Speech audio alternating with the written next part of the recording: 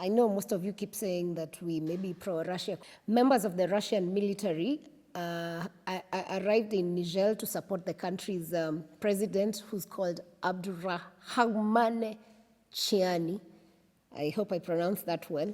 So President Tchiani is a military junta who took over after a coup that overthrew the former president. State TV showed Russian soldiers unloading a cargo plane that had equipment, war equipment or army equipment that is to be used to train the soldiers in Niger. A spokesperson of the Nigerian military government says the Russians are there to train soldiers as they battle an insurgency, while the Russian defense minister says the members of the Africa Corps are if West Africa is anything to go by, then Russia is taking over the regions where France had a big domination over the years. Then you'd wonder why these African leaders are interested in working with the Russian, like what are the interests? As it is, and it's evident, African leaders want to be strategically neutral. When you're strategically neutral, then it's easier for you to work with any geopolitical power, depending.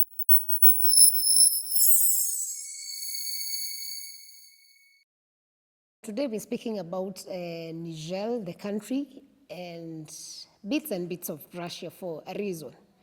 I know most of you keep saying that we may be pro-Russia because of a few episodes that we've done before. But the thing is, we cannot ignore things that are happening in the world as we watch. We're more reasonable just to look at things as they happen and analyze facts, not imaginations. So yeah, so if you've been following up on the issues that are happening in the world, or you have missed, stay here for that information as we keep you posted. So the story today is that Russia is welcoming Niger as France and US are kicked out by the president. Members of the Russian military arrived in Niger to support the country's president, who's called Abdourahamane Tchiani. I hope I pronounced that well. So President Tchiani is a military junta who took over after a coup that overthrew the former president. That's in July 2023. Okay, I know you keep asking why we need to know about Russia and how it is connected with Africa. Let's say that Russia is, with this recording, let's assume that Russia is far, far, far away and doesn't have any connections with Africa. Then by the time we are done, we'll see whether then we need to work with that or just now be reasonable and face the facts as they are. So this comes, the kicking away of the arrival of the military guys from Russia comes after Niger cut ties with their allies, Western allies, that is France and the US. Footage that was seen and broadcast on Niger's state TV showed Russian soldiers unloading a cargo plane that had equipment, war equipment or army equipment that is to be used to train the soldiers in Niger. A spokesperson of the Nigerian military government says the Russians are there to train soldiers as they battle an insurgency, while the Russian defense minister says the members of the Africa Corps are the first group to be in Niger, and the military instructors are there to train Nigerian soldiers and build military cooperation between the two nations. So over the weekend, a lot of Nigerians held a demonstration in the country's capital, that's Niamey, demanding full withdrawal of US troops, saying that they've been abusing them, and also demanding a closure of the army bases, which hosts about 1,000 soldiers so far, which is US soldiers, of course. So interestingly, in these demos, there were Russian flags that were spotted, and the flags were being raised by residents of the countries of Niger. So that could be a sign that in Niger and the larger West Africa, they seem to have welcomed Russia and to be happy working with Russia. That's a fact. If you see a citizen of a country raising a flag of another country, it means they are one with them for some reason. So the Nigerians feel that Americans and France soldiers were not there because they needed to help them fight the groups that come up in the different areas of the country, but rather they were there for a common interest, and that is the obsession with the resources that are available. That is uranium, gold, and diamond. So these are some of the issues that demonstrators raised. So anti-West demonstrations have been common since the 2023 coup. And France had, with these demonstrations, France had to withdraw its soldiers in 2023 because citizens demanded that they must exit. And with this exit, the exits, then the Russian President Vladimir Putin has vowed full military support to the Junta run nations in West Africa. Of course, by now you know the nations that are led by they're led by former army commanders who are now the presidents. That is Burkina Faso, Mali, and Niger. And if you remember well, we've spoken about this before on this channel, is that these three nations, that is Mali, Burkina Faso, and Niger, also exit ECOWAS in 2023 as they felt that it was serving interests of other Western nations and not the interests of the countries that are part of the ECOWAS. So from their exit, they promised to form their own alliance, creating a bloc known as the Alliance of Sahel States. And with this alliance, they promised to defend their countries over different things. So most of these nations that are in the so-called Alliance of Sahel nations are very close with the nation of Russia, and a lot of support has been going on with the three nations.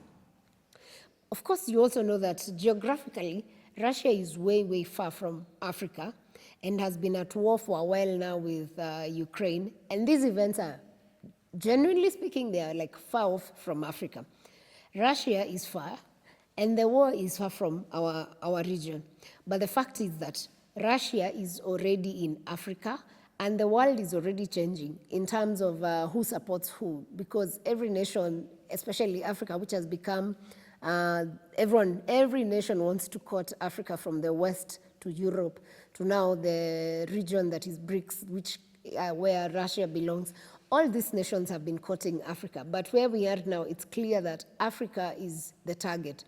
As it is, nobody should ignore the fact that Russia is now in Africa, especially the West, because they've been dominating Africa for a while, since colonization years.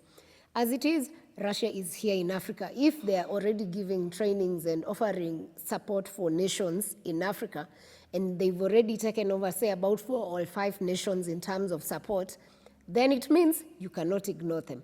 Why is it important for any leader not to miss such a thing? Because I believe every leader across the region needs to work with whichever geopolitical power that you need to work with for your own needs, not because of their needs. Work with what is mutually beneficial for each nation. That way, then every nation benefits. You know that Russia is geographically way far from Africa in terms of reach. However, and also that Russia has been at war with Ukraine. All these things are happening way far from Africa. That's a fact we can't ignore.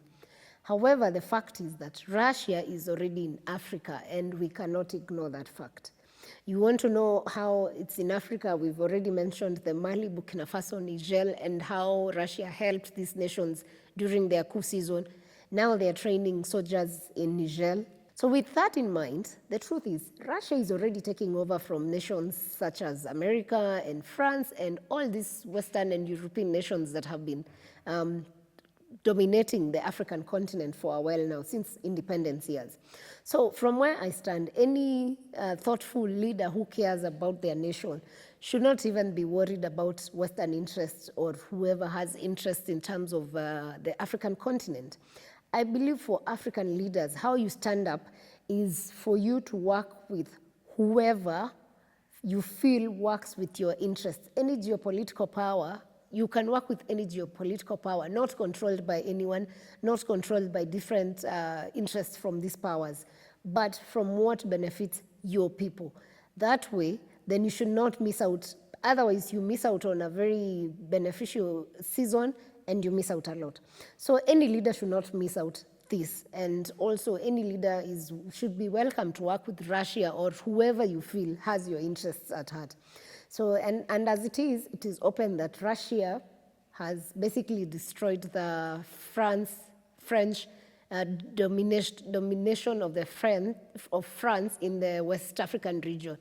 And this could go on and on. We're not sure as yet if they will now get to East Africa, Central, such nations. But if West Africa is anything to go by, then Russia is taking over the regions where France had a big domination over the years.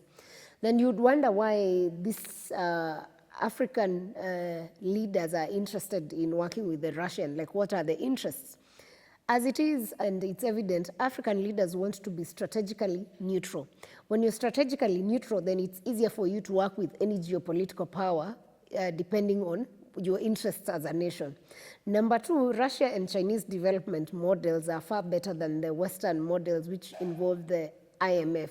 Of course, by the time if IMF gives you loans, it comes with different conditions. So the Russian and Chinese development models are way better than what is offered by the IMFs. Their loan conditionalities are also better. So that's something that is leading a lot of African leaders to work with that.